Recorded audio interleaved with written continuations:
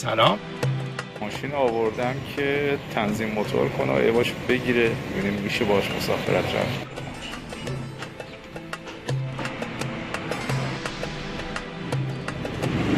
اینم از معاینه فنی خودرو، گذرنامه رو گرفتم. اینم از گذرنامه پلاک بین‌المللی. اینم از گواهینامه بین‌المللی. جاده یه طرفه، بیابون هیچی نداره. 10-15 کیلومتری یزد. یهو دیدم از زیر داشبورد زیر دود میاد. داشت از ماشین من روغن میره. اونور خیابان نگاه کردم یه تعویض روغنی داشبورد داد بالا، نگاه کرد آقا این کاسه روغنه ترکیده کلا. خلاص خدا رحم کرد.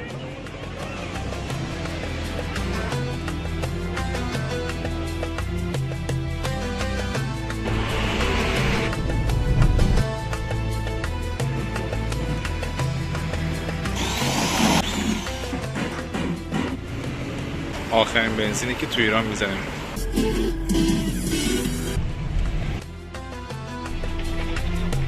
تمام وسایلی که توی ماشین بود مجبور کردن همه رو بریزیم بیرون. فعلا تمام شد ظاهرا. اما ترکیه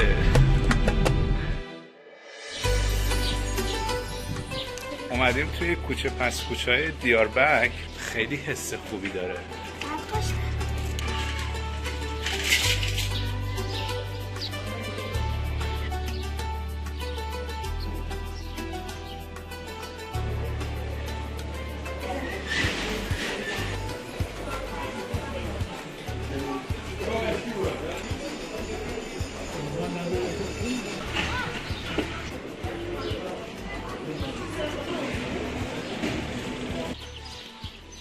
دیروز که گرد و خاک شده بود، که گرد و خاکی بود که از عراق اومده بود. آبی که به عراقی‌ها بستن خاکش داره میره تو چشم خودشون.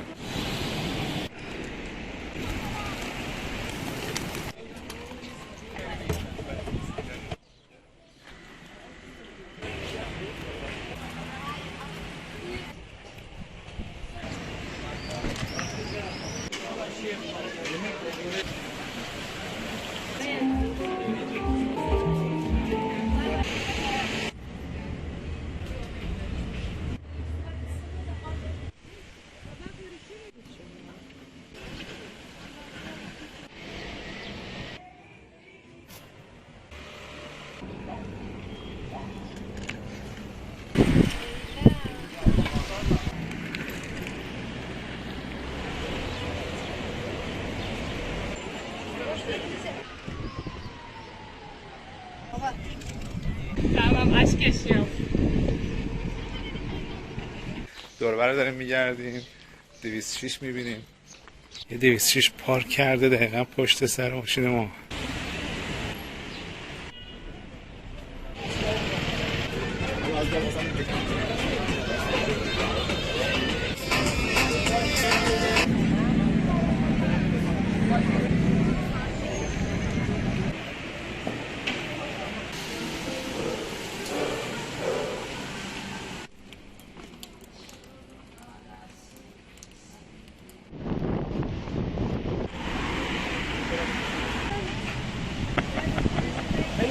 Hello.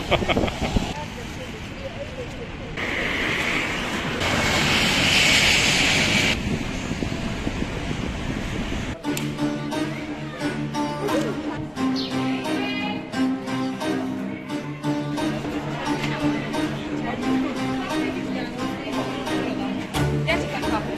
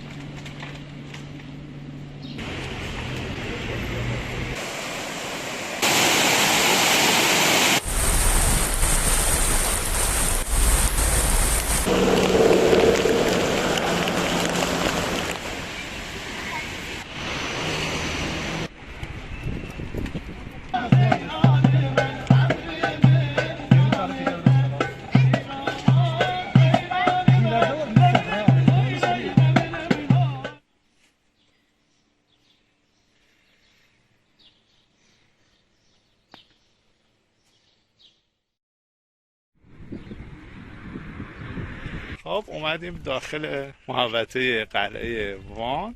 خود این قلعه قدمتش مال 2900 سال پیشه و بالاخره این سنگ نوشته خشایارشاه اون بالا. این تنها سنگ نوشته یه پادشاه ایرانی خارج از مرزهای کنونی ایرانه. شرق ترکیه کرد زیاد داره، مردمش خیلی ایرانی‌ها رو دوست داشتن.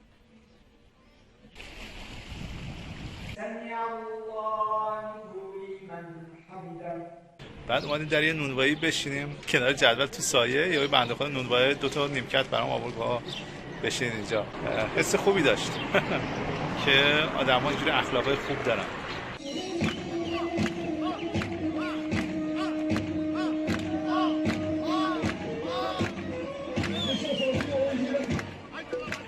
اومدیم کلیسای سنت جورج توی دیاربکر. اینجا قبر مادر بزرگ شاه اسماعیل. کلیسای ارمنی دیاربکر زمان جنگ جهانی اول آلمانی‌ها میان اینجا رو به عنوان پایگاهشون استفاده میکنن و ظاهراً یکی از بزرگترین و مهمترین کلیساها توی خاورمیانه است. اینجا مسجد جامع دیاربکره. اینجا رو یکی از بزرگترین شاه‌های سلجوقی به اسم ملکشاه درست کرده. 5مین مکان مقدس نظر فکر کنم بزرگی و قدمت اینا توی خاورمیانه.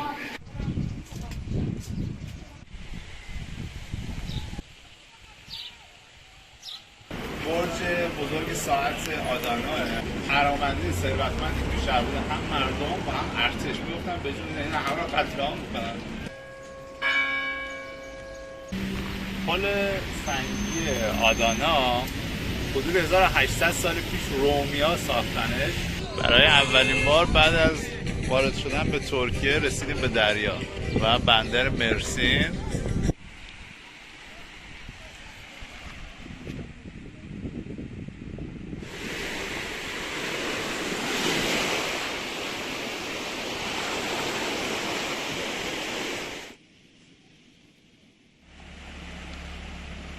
یه سری نون اینجا گذاشته بودن نفر قبلی، نمیدونم من میندازمشون. جالبه. چه همه ماهی هم بینشون هست، ماهی کوچولو. یه شهر رومی بوده، مال قرن 4 میلادی بودن، 1600 سال پیش.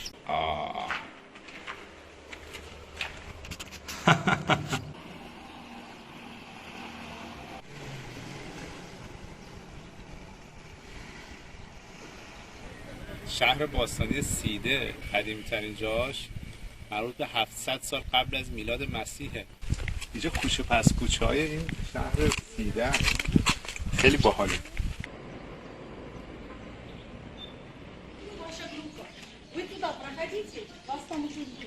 اومدیم مقبره سنت نیکولاس. این بابا نوئل یا سنت نیکولاس رو از روی کاراکتر این سنت نیکولاس یا نیکولاس مقدس ساختن. اینجا قبر سنت نیکولاسه. سنت نیکولاس یکی از شخصیت‌های مقدس مسیحیه و مسیحی‌ها میان اینجا زیارت میکنن و و یه سری مسائلشون میماند با اون برای که طولانی بکشه.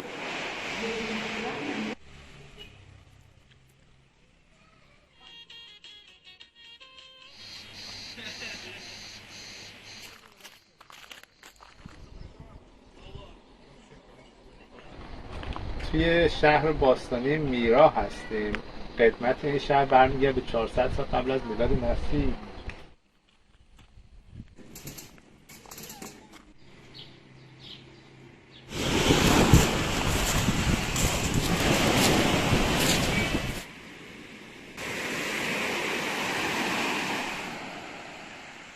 شهری از کنار جاده به اسم آکیاکا.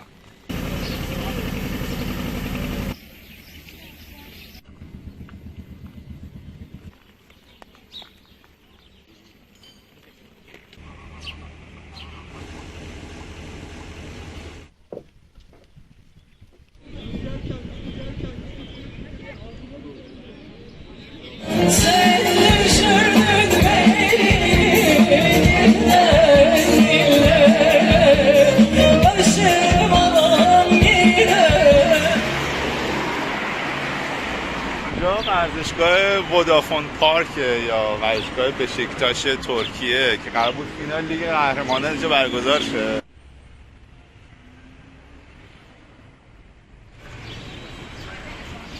این کاخ دولما باغچه یا دلمه باغچه بودن 100 سال پیش مرکز حکومت امپراتوری عثمانی بوده.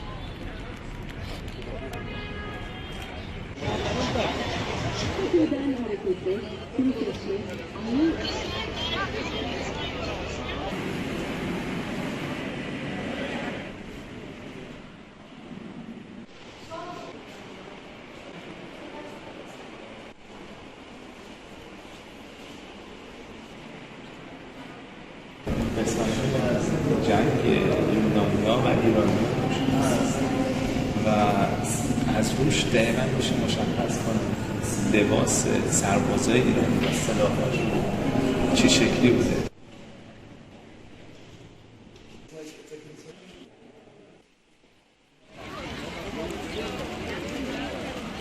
یکی از تمیزترین دستشویی‌هایی که تا حالا به عمرم دیدم دستشوی بچه هاش.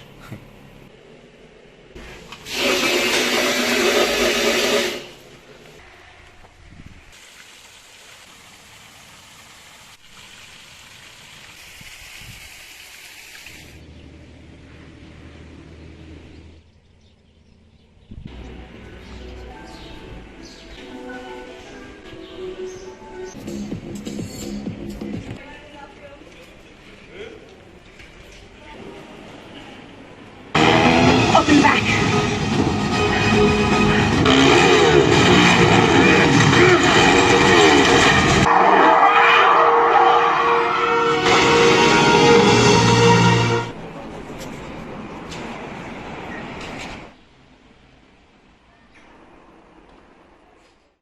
اینا رو تازه درست کردن. یه مدل پیراشکی طوره نیمروه با گوشت با چیز فرنگی.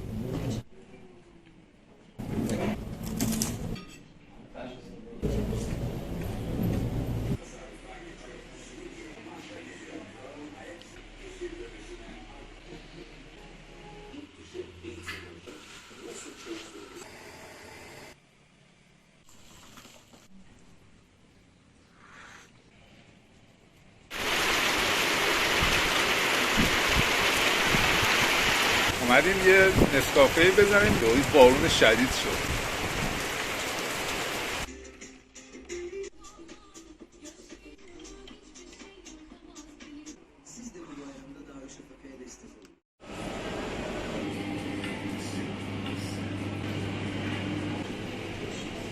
اومدیم بازار مای فروش‌های فتحیه.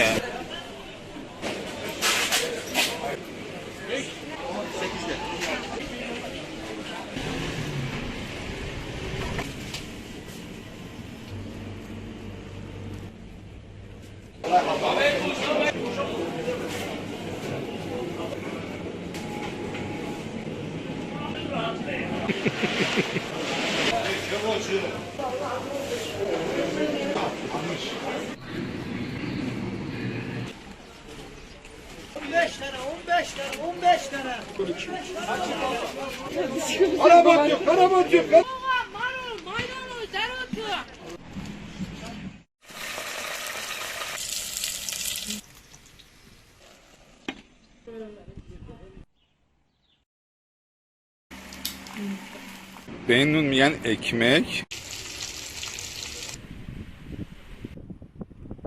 اصلا طعم ماهی رو میشه حس کنی. صدفا رو گذاشتیم آب پز بشه. باقی مونده ماهی ظهر. صدفه جنسش و مزه شبیه پوست مرغه. اینم از سوجوک.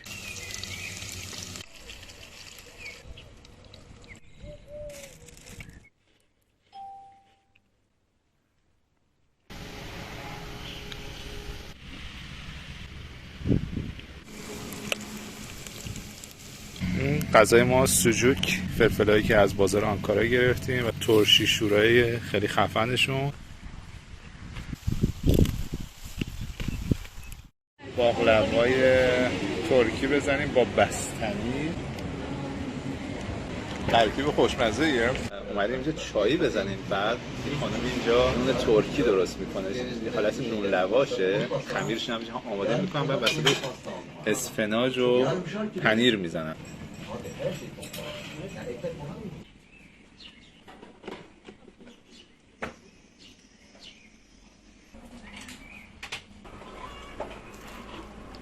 داغ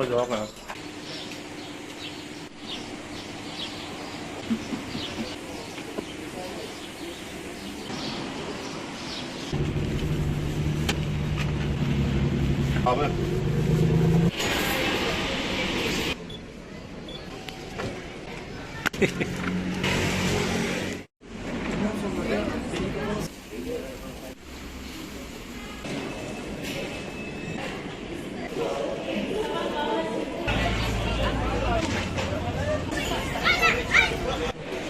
فست فود پاپ آیل سی زمینش مدلیه. یه همچین چیزایی هم دارم. خوبه. اومدیم آدانا کبابش رو گرفتیم به همراه جوجه. خیلی از رستوران‌ها توی ترکیه یه حالت سلف سرویسی دارن.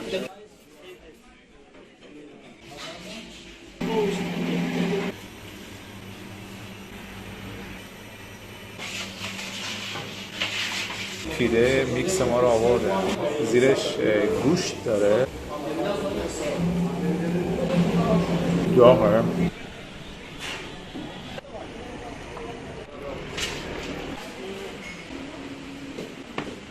یه خانم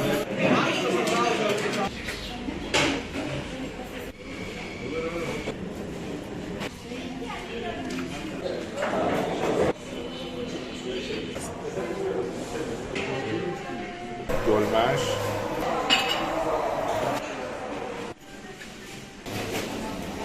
اینم هست. واقعا همه چیز طعم و مزه داره.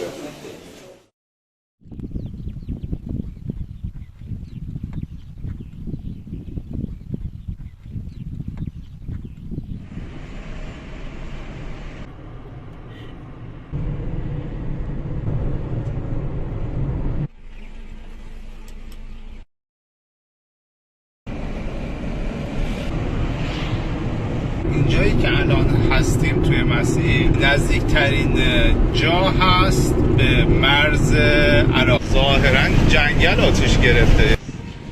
خیلی خوب اومدیم 1060 لیر دادیم برای 40 لیتر بنزین. یه چای بهمون دادن، شیشه ماشین رو تمیز کردن، ولی هنوز هم از سوزشش کم نشده. یه چیزی مثل دود یا گرد و خاک همه جا رو گرفته و اصلا معلوم نیست این گرد و خاک هایی که از عراق اومده یا جنگلی چیز آتیش گرفته.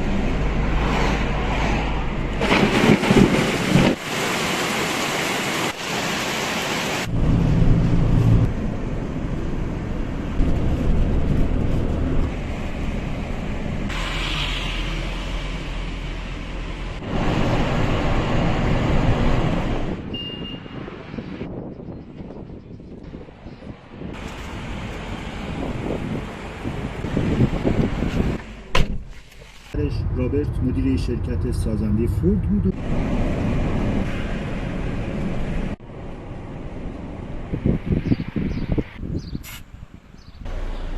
مرحبا.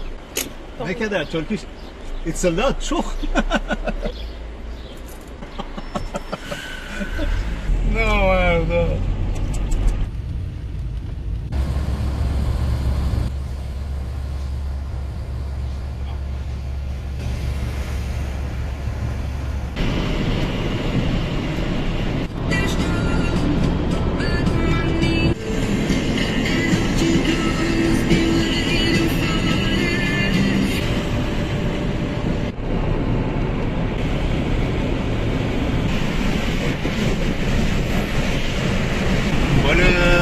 بسیار بزرگ و یه مقدار ترسناکه، مثلا وقتی دریا رو در افق نگاه می‌کنی یه حس ترسناک طوری داره، عظمت عجیب و غریبی.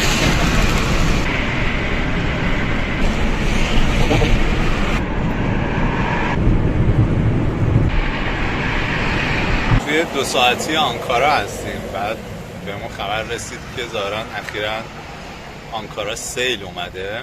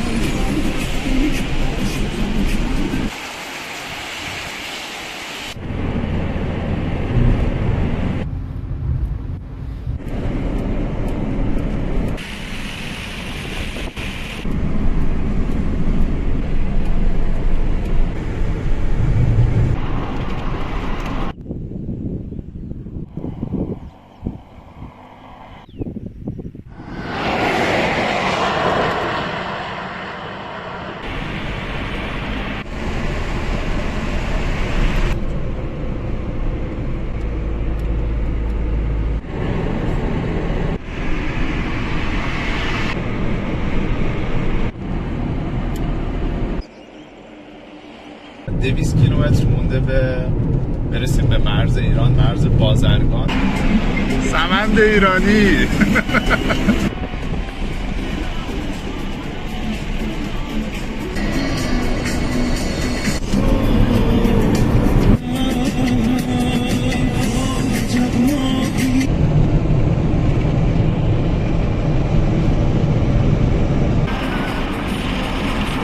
هم 20 کیلومتر به مرز ایران مونده. روستایی اینجا هست به اسم روستای کشتی نو. یه بقایای یه چیز شبیه کشتیه، یه کشتی خیلی بزرگ انگاری.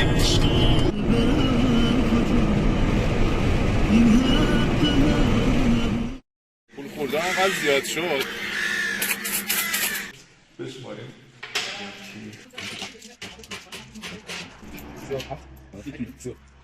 هشت و نیم. اینجا چیه زیاده؟ شما خواهد چیه؟ اسمانی دسته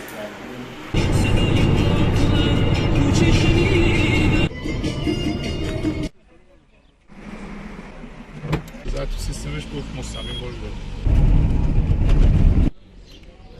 توی مرز بازرگان هستیم، اونور نرده دیگه ایرانه. 1400 لیر جریمه برام نوشتم. رسیدیم به قسمت ایران. 7 ساعت ما اینجاییم. گفت برو پاسپورتتو مهر بزن. گفتم 2 دوز واکسن زدم. زد تو سیستمش گفته که اینجا 1 دوز بیشتر نزدی. گفتم بابا ببین نگاه من پی دی افش دارم، عکسش دارم، 2 دوز زدم. خلاصه 1 ساعت به من گیر داد. نه این تو سیستم نیست، تو این خودت درست کردی اینا. دیگه گفت باش برو.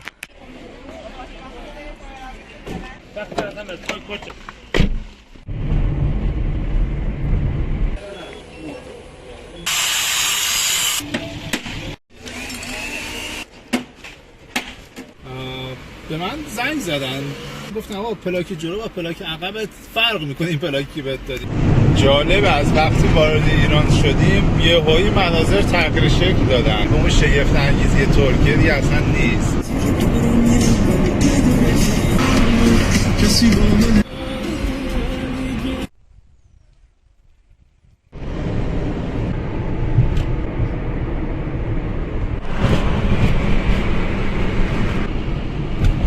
روانشناسان برای داشتن آرامش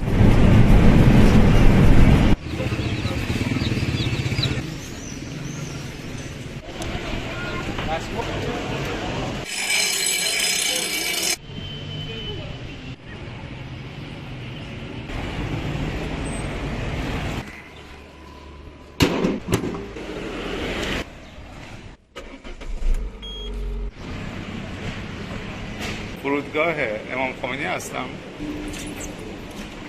2 دقیقه فقط ماشین رو پارک کردم، خواستم یه لحظه برم سرویس بهداشتی. تا داخل سرویس بهداشتی رسیدم دزدگیر ماشین به صدا در اومد. نگو جرثقیل پلیس برده بودش. فکر کنم همینیه که دارم میارنش.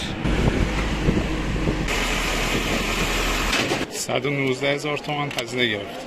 نامردا 2 دقیقه فقط ماشین دم در بود.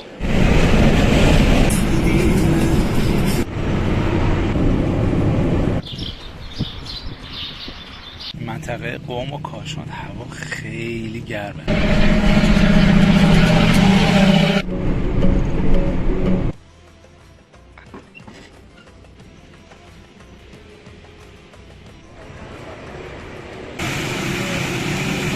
نزدیک به 1 ماهی که توی سفر هستم.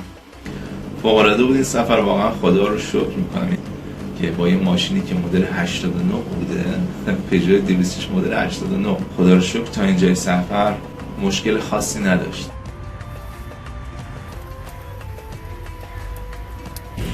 خداییش هیچ غذای ایرانی نمیشه، طعمی داره.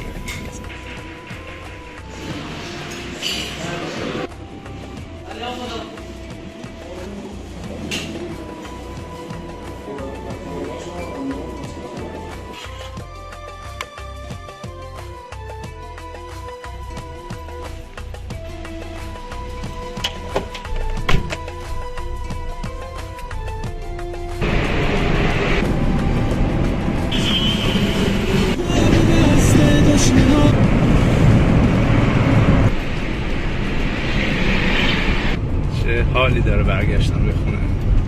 و بالاخره اسب ما رسید خونه. موقعی که سفر رو شروع کردم فکر کنم حدود 152,000 بودن، شده 160,000 خورده.